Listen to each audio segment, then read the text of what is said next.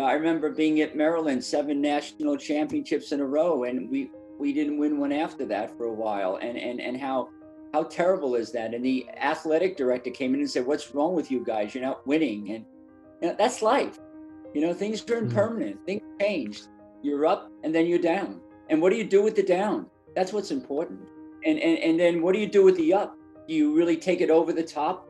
And then that even makes you more vulnerable because now you're going to go down and now you're going to really feel a dip. And, it's like, all these issues, I've been talking with my teams, especially the pros. They're a lot older, they're in their mid 20s, 30s, and they love looking at these concepts because they're affecting their family and their kids.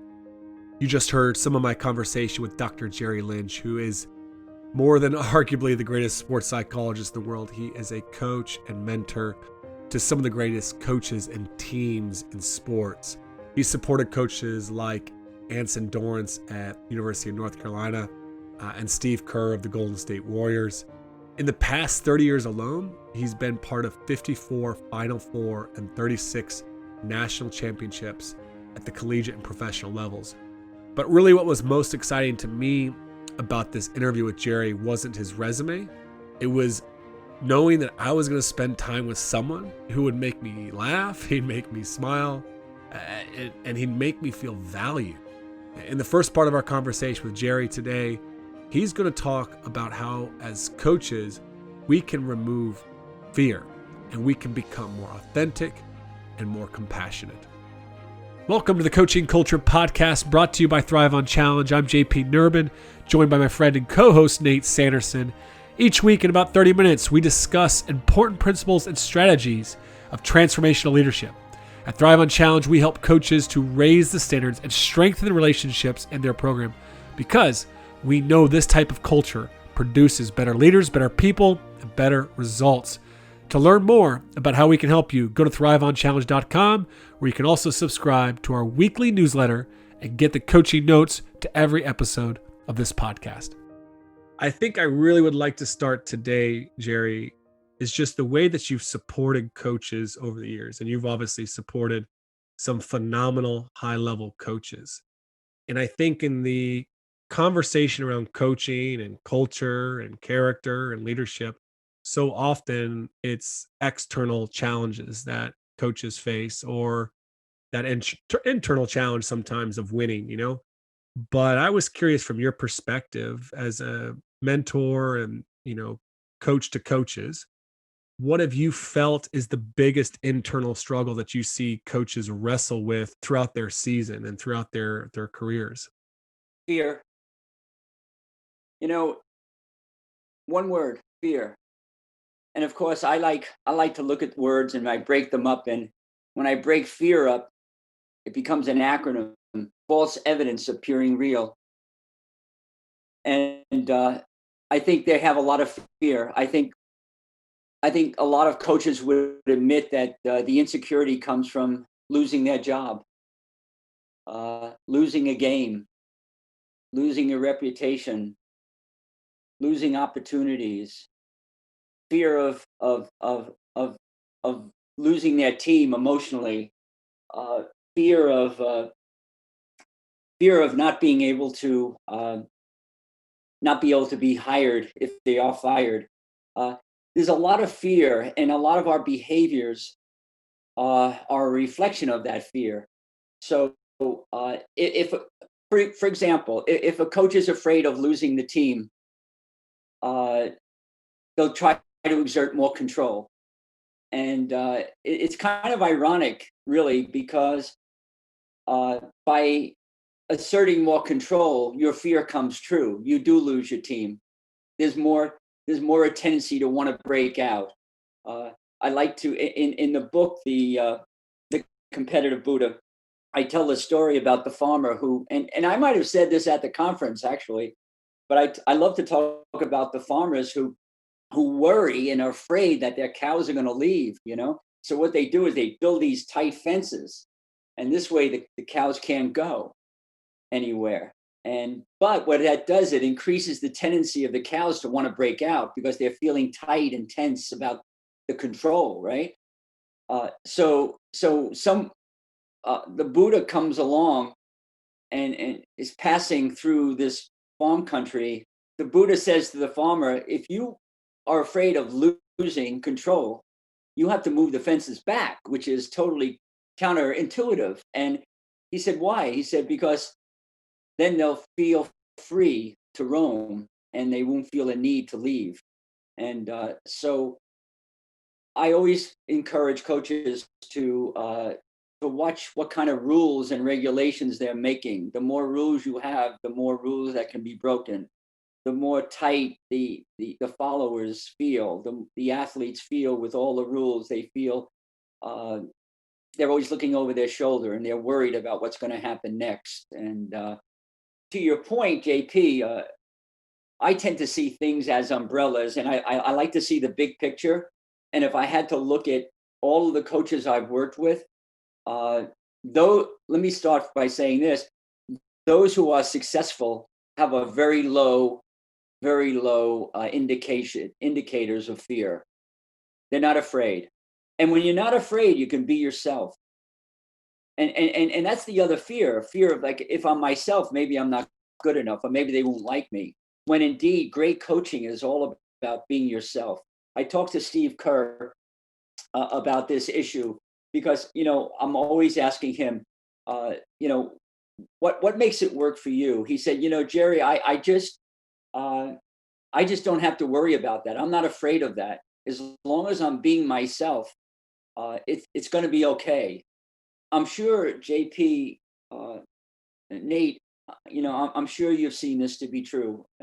Yeah, there's an interesting description of Steve Kerr and Andre Iguodala's book that kind of speaks to exactly what you're talking about there, where he describes his first meeting with Kerr, and he says, you walk in the room and he says, he is who he is. He is happy with who he is, and he won't let anything, any pressure, any criticism, any bad looks, any unfair press change him.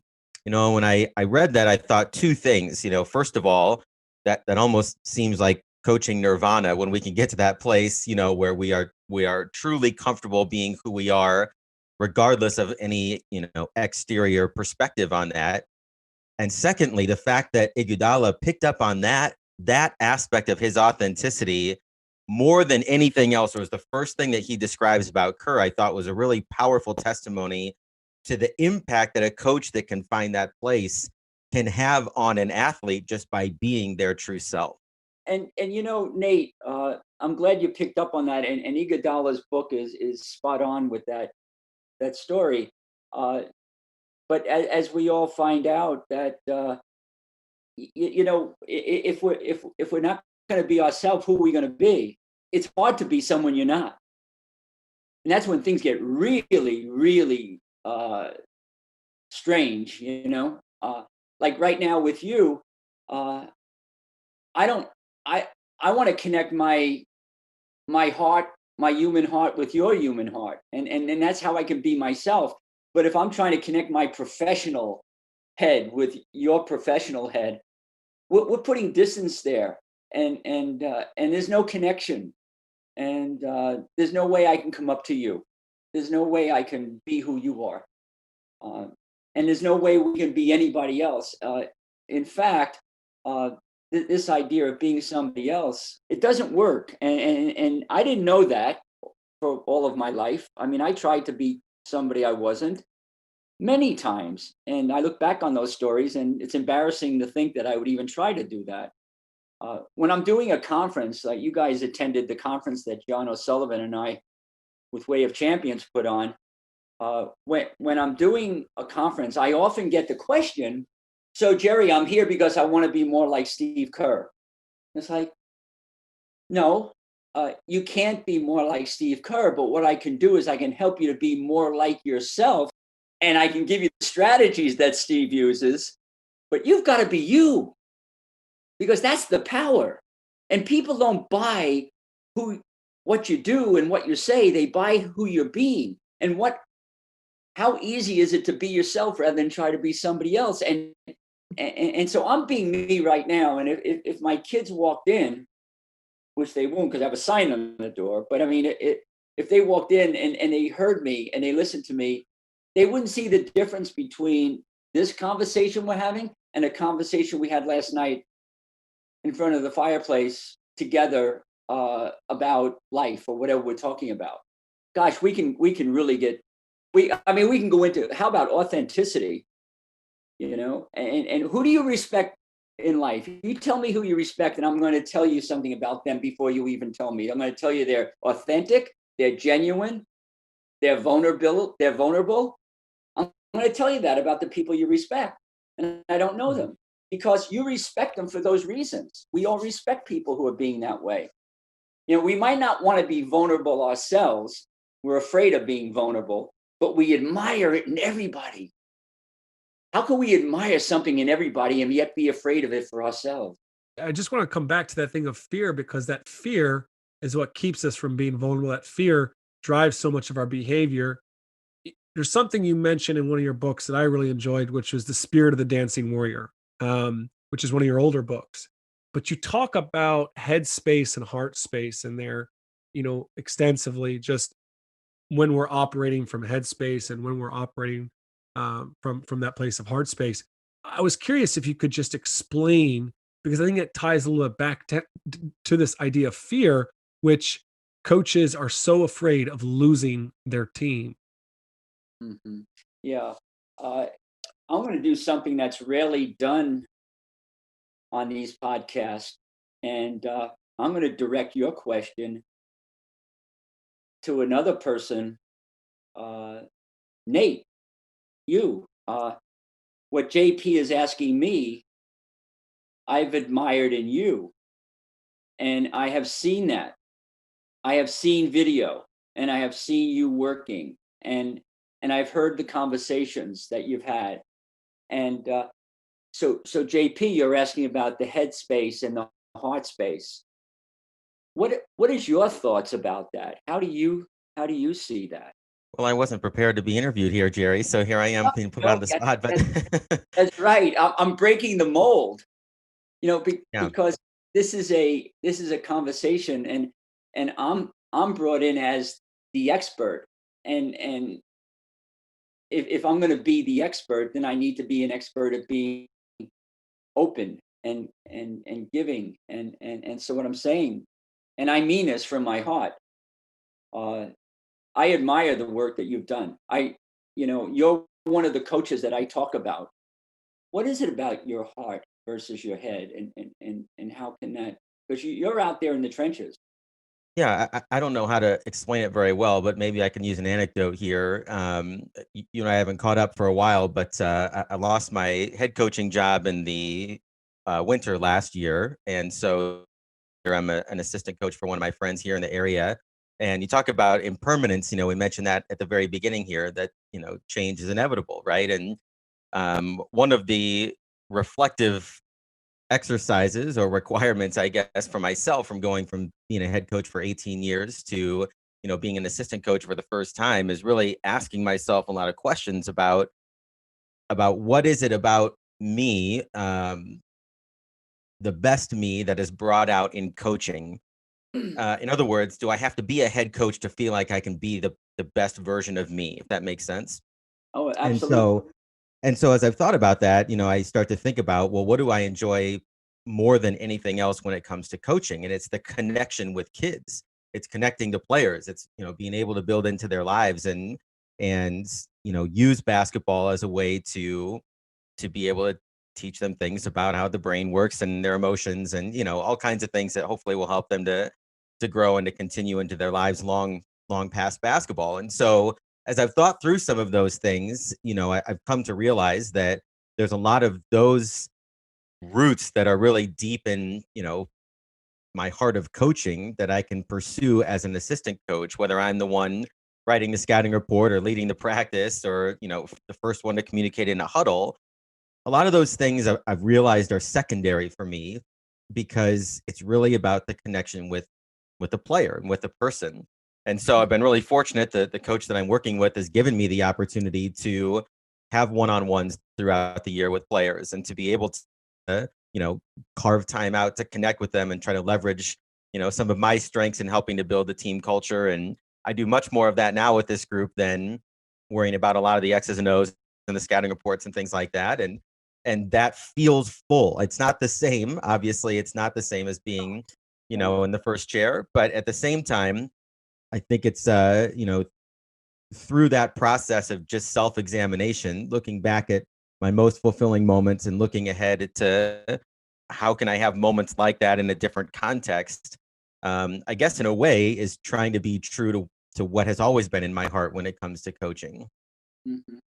And it's brought you right back there, and you're having thoughts, and I'm hearing these thoughts of really understanding, and maybe even being able to, or here's another term, boy, we could really open this up, uh, of great coaching, which is compassion, and having compassion for those you lead.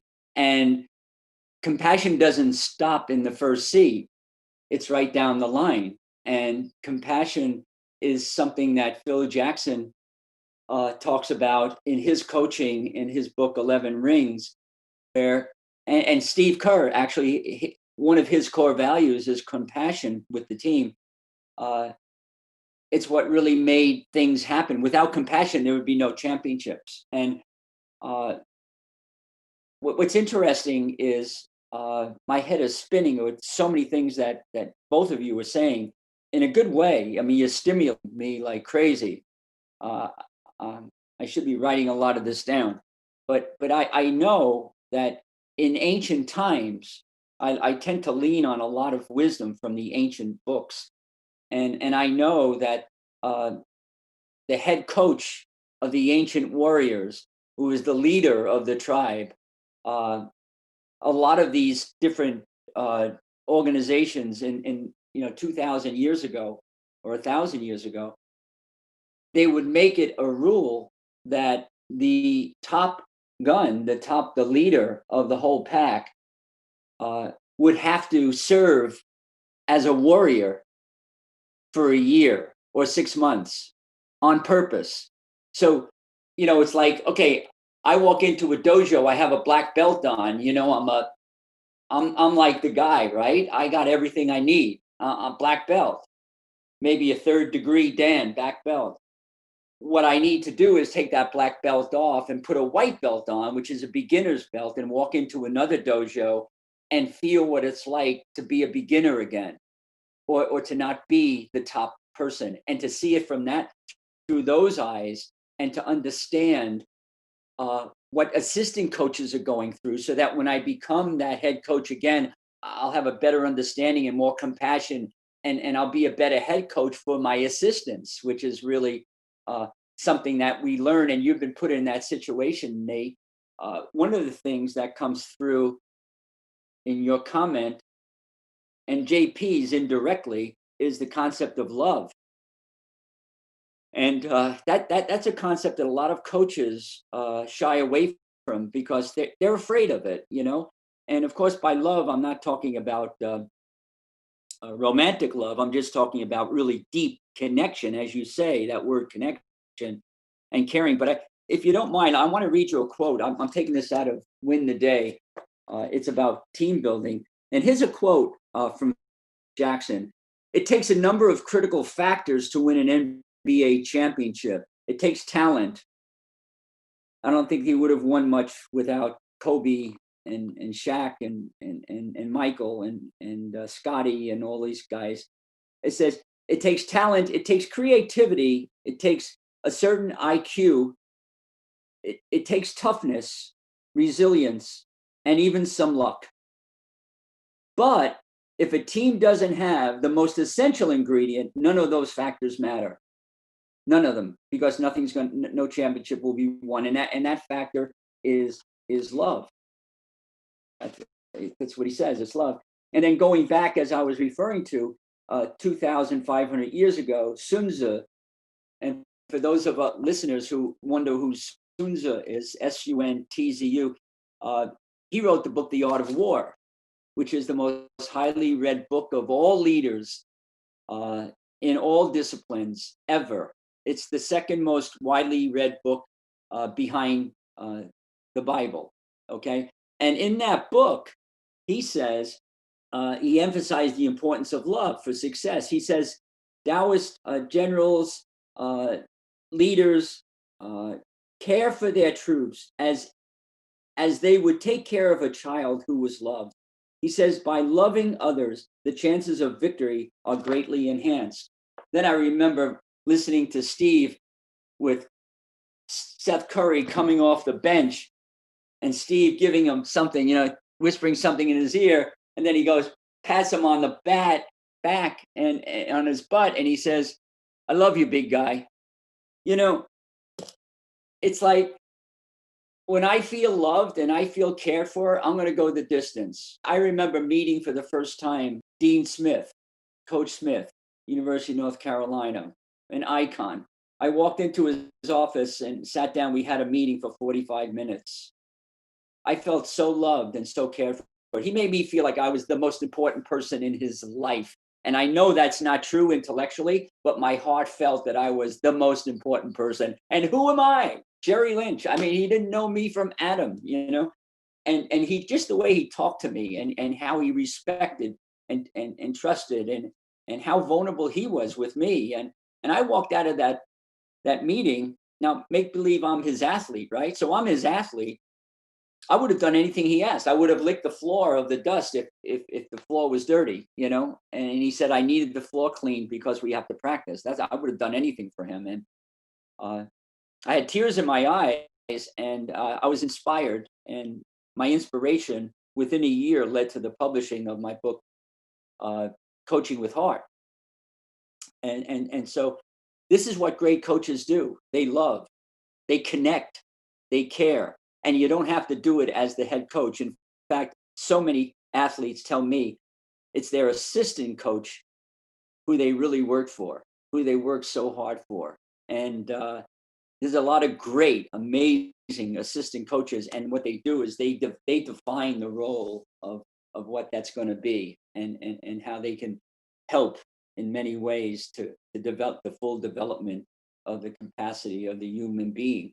I'm so glad I asked you that question, and I'm sorry I didn't realize I put you on the spot, but the conversation seems real comfortable to go back and forth. So Let me follow that up with another question here that I think is related, and this is another line from Phil Jackson's Sacred Hoops, where he's got some commentary in on Buddhism and kind of that Zen mindset here, and he links compassion to awareness. And he says, awareness is the seed of compassion.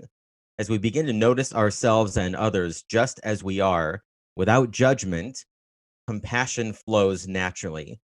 I mhm. wonder if you could just explain a little bit of how those things are related, awareness and compassion. It's all one.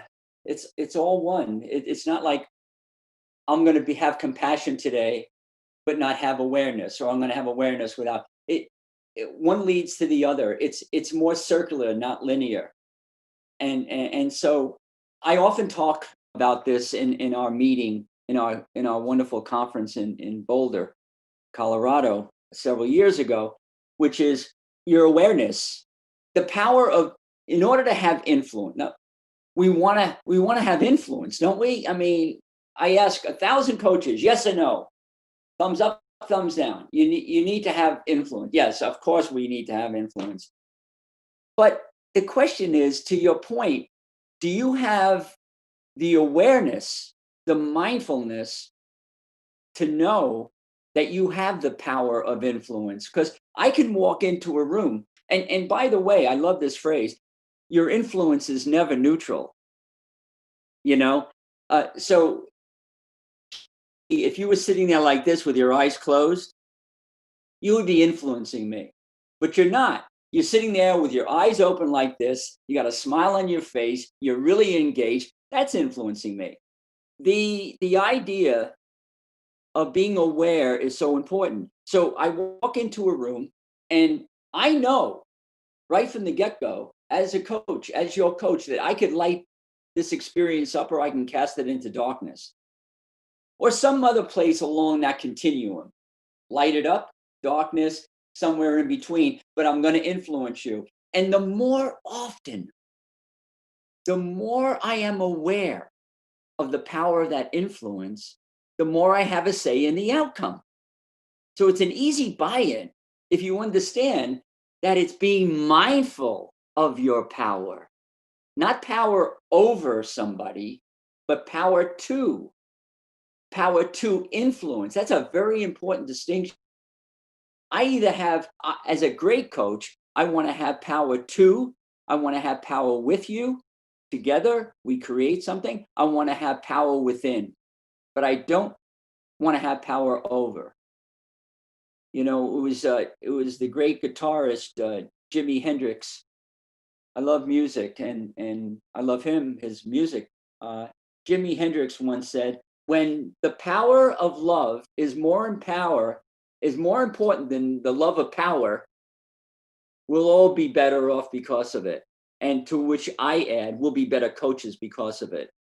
So so many coaches want to have power over people, you know, and I want to have power to work with you. I want to have the power to influence you. I want to have the power with you to create something much bigger than any one of us individually. Uh, so they're all intertwined. So you know, in my new book, The Competitive Buddha, a big part of it is on leadership, and there's a whole section in there. It's called "Leading with the Strength of 10 Tigers," and what that refers to is how mindfulness, how mindful leadership is the key. You know, it's the Buddha heart. That's everything we're talking about: openness, being authentic, being genuine, being vulnerable, having integrity, trusting, respecting, caring, connection. That's the Buddha heart. And and when you have that, uh, there's a mindfulness about that.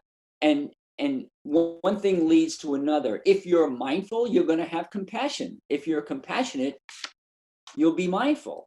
And so it's they're all interrelated. You need to be mindful. You need to be aware. So there's an awareness. And one of the best ways to be aware for a coach is to say nothing and to listen and ask questions to get information. That makes you more aware.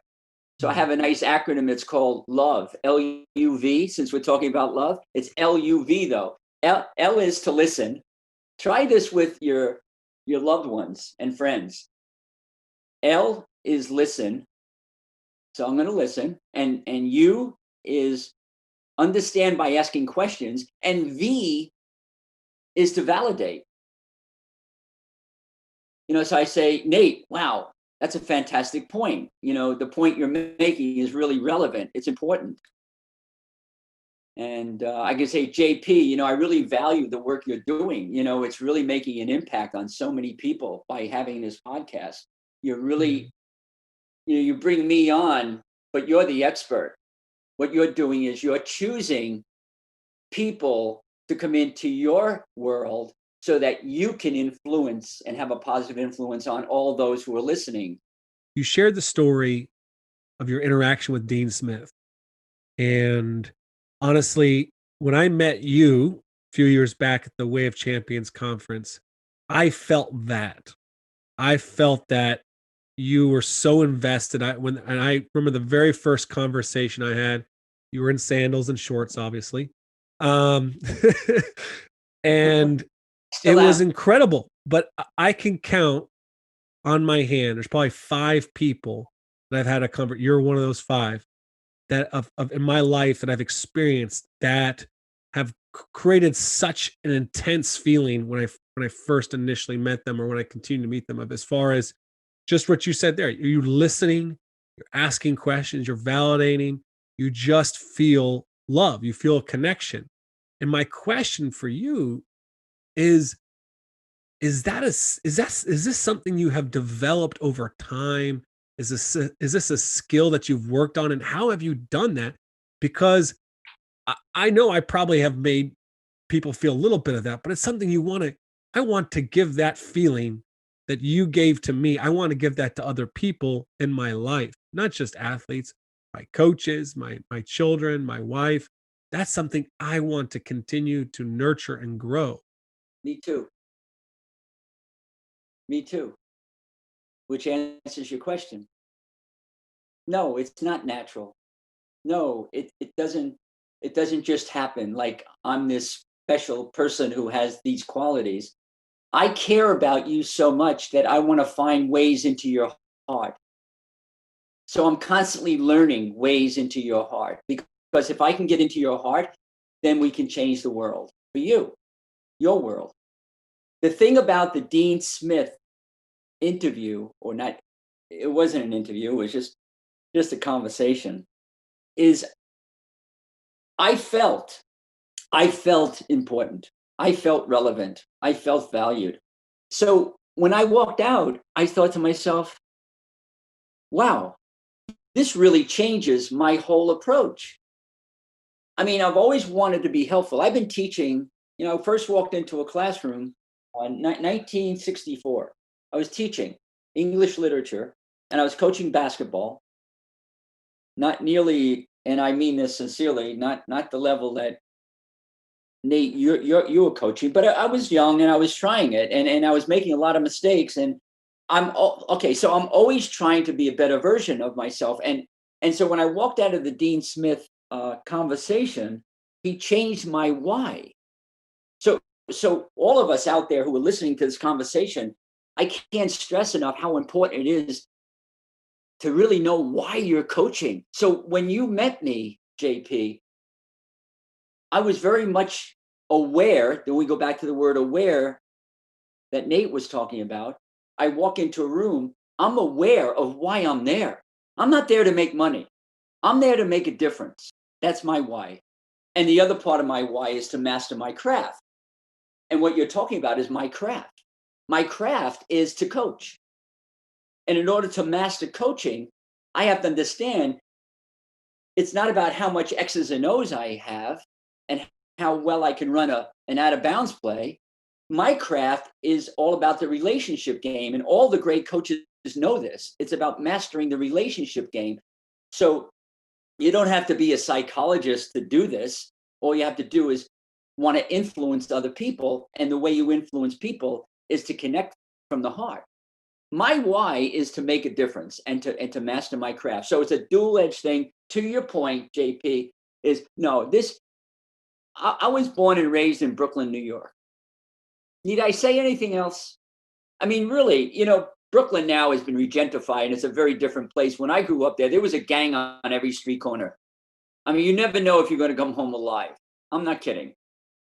I mean, it was really, really that bad. I mean, I remember teaching in the high school, and I came out in the afternoon and all of the windows of my car was shattered. And it was a tough time. And so compassion, vulnerability, love, that's not something that I was brought up with. But what I wanted to do was I wanted to make a difference in the lives of other people. And that's my why. And once I got in touch with that, I could walk into a room and I could look at you, JP, and I could look at you, Nate. And I could say, you know what? What's important here is that I serve. So I'm a servant. And then we get back into the whole thing of servant leadership, which is what I talk a lot about in the book, The Competitive Buddha. Anyway, my whole attitude is how can I best serve you? Well, I can't best serve you if I'm going to talk at you, or I'm not going to find a way into your heart. And by that, I mean, like, just really care for you. And these are ways you can connect. You could use what I call the river effect. I talk about that in my book, Win the Day. And I talk about it in the next one, The Competitive Buddha. You know what? I want to marinate you guys in the river. I want to soak you in the river. Now, that's an acronym for me. So I walk into a room, I'm thinking river. And river stands for relevant, important, valued, empowered, and respected. Now, everyone listening to this, be honest. Be honest with me. When you feel relevant, when someone makes you feel important, when you have felt valued, and you have felt empowered and inspired and respected, what is your behavior like in terms of when someone that makes you feel that way what are you willing to do for that person? It answers itself.